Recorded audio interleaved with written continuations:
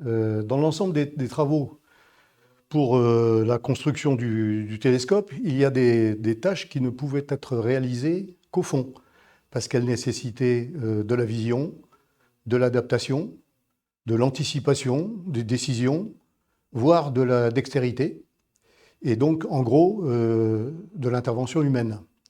Alors compte tenu de l'environnement, c'est-à-dire en gros la profondeur, ça ne pouvait pas être fait directement, et donc on est passé par l'intermédiaire de robots, d'engins téléopérés, à partir de la surface.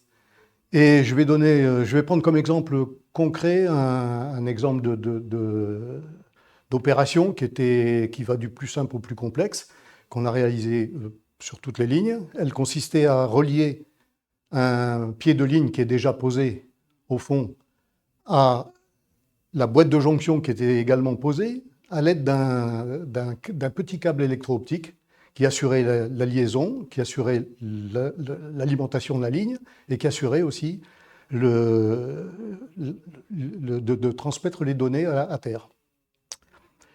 Alors, cette opération,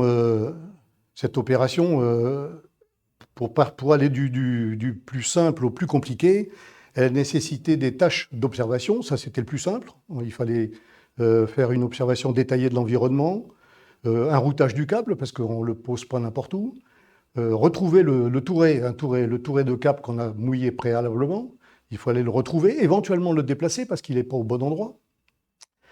Et ensuite, on passe à une tâche un peu plus complexe qui était de dérouler le câble, donc le touret, d'un côté pour amener le petit câble électro-optique au pied de la ligne Antares, et puis de l'autre côté, le dérouler pour l'amener sur la boîte de jonction.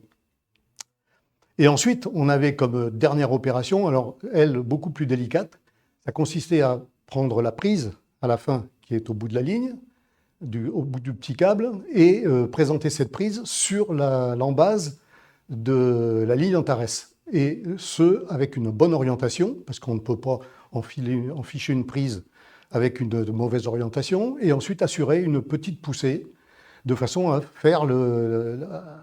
enficher la prise. Et on fait la même chose de l'autre côté, du côté de la boîte de jonction. Alors, tout ça nécessitait, à partir du robot, d'avoir des propulseurs, parce qu'on a besoin de se déplacer. Le robot doit également avoir des caméras et de l'éclairage pour voir, un sonar pour repérer. Un sonar, c'est un petit radar sous-marin. Une balise pour positionner, parce qu'on veut positionner les éléments à tout moment. Et également un outil de télémanipulation qui permettait de mettre la prise à la fin de l'opération.